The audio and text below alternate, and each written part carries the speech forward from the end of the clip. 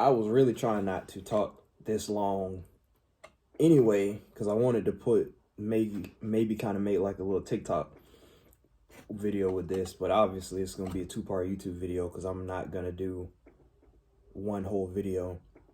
But the decisions that I need to make, I can see them, I understand what I need to do. Is just I don't have right now, I don't have enough faith, because my biggest problem is the fact that I overthink.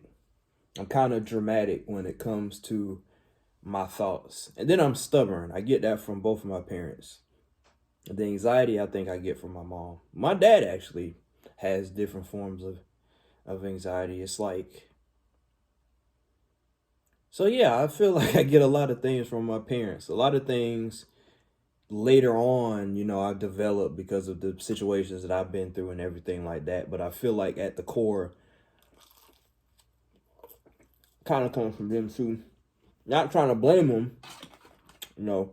I love them. I do feel like, you can't be as shaped by your parents, especially considering my personality is basically like a male version of my mom anyway. But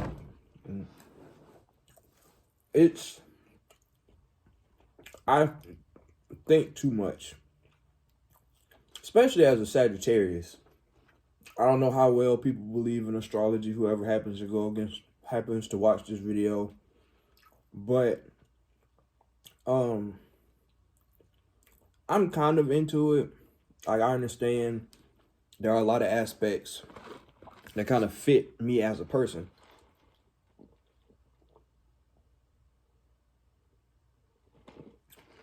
But, they say Sagittarius is supposed to be free-spirited and, adventurous. We do whatever we want, when we want. Nothing can hold us down. And I would be like that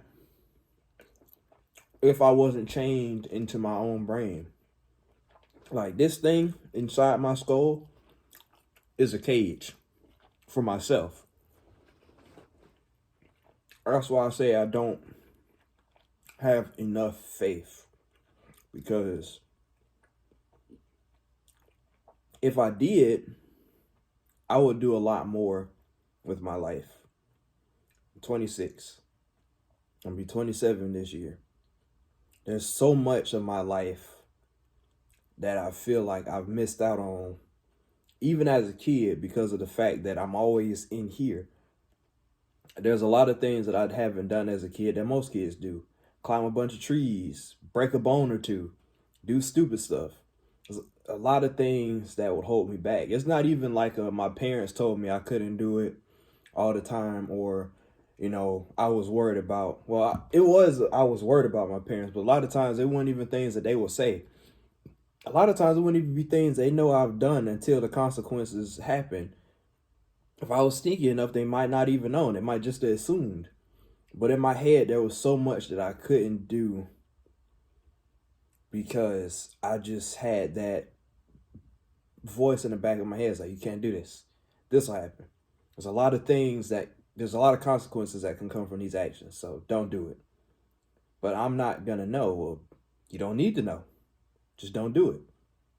And that's a voice that happens throughout my life, even to this point. Even with relationships, it's like, well, I think I might as well go ahead and cut this person off. I don't think this is working out. Especially a lot of times they end up distancing themselves to begin with. So it's like, I don't really think I need to deal with this person. Then they reach back. Well, what if, you did continue to deal with this person? Because obviously it's not nothing weird about the fact that once you start getting done with them, all of a sudden they want to try harder. Like, don't worry about that. It's just, there's a reason why they want you to stick around. Yeah, it's because I do a lot for them they might not get somebody else to do. Or who's going to leave an easy mark when you could just keep that person around if they're willing to be kept around? It's like, no, they need you, because you gotta heal them. You know, you got to do things for them because who they gonna have? It's the longest breakup I've ever had was with my last girlfriend, because of the fact that like we broke up many times, we get back together, and then it got to the point that it's just like I just don't want to be in a relationship anymore because this isn't working for me. I'm going through a lot of things right now, and I don't feel like I'm even being comforted as a human being, let alone as a boyfriend. I don't want to deal with this anymore. And then all of a sudden, like every time it was on me, it's like, well, why would you do this now? You know, why? What am I gonna do without you? And this and that. And it's like I can't tell you what you're gonna do without me, but I know what you will. The same thing you were doing with me, just without me. You know, there's a lot of times where I've never even factored into the things that you do or were doing. So if I don't matter enough while in a relationship, it won't matter when I'm gone. Simple. But it took me almost 2 years to get to that point. It's the same with dealing with just people in general. It's like, well, you know, they're a friend, you help them out. But I don't need to keep helping them out. I was doing better before I even let them in my life.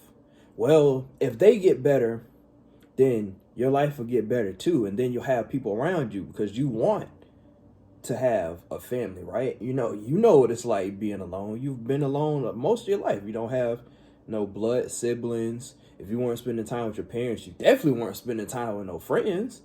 And when you did have them friends, what were you doing without them? You were alone. You've pretty much always been alone. Now you got somebody that's in your life that, you know, makes it feel less lonely. A lot of times, no, it doesn't. I'd rather go back to being by myself.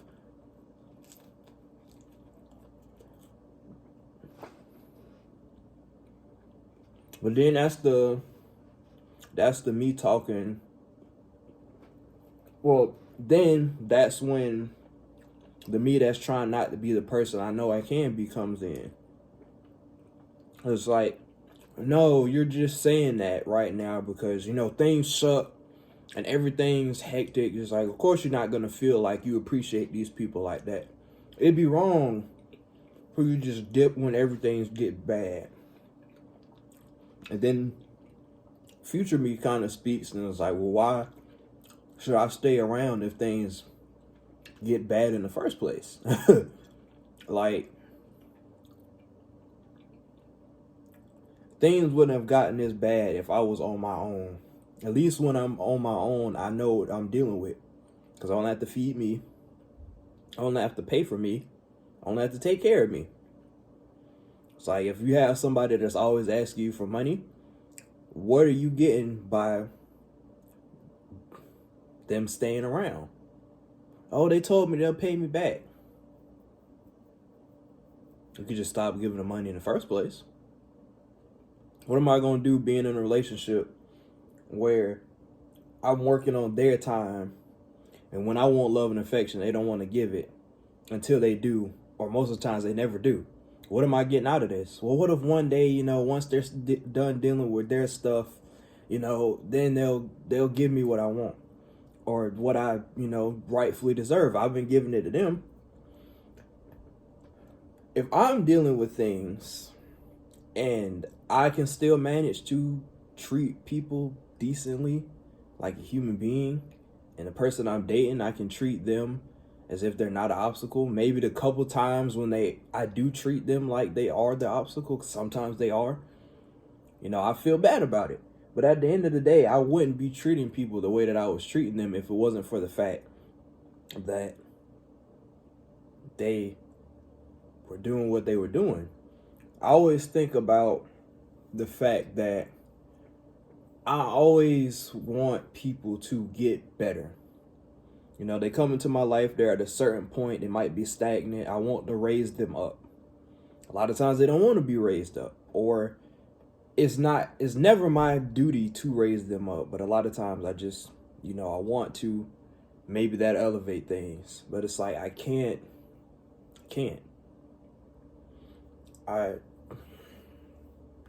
had a train of thought and I lost it just that fast. But it's like wanting to raise them up is always my problem. Because I feel like, I don't know, I feel like having somebody in my life when they're at a certain point and I raise them up, it builds our relationship up.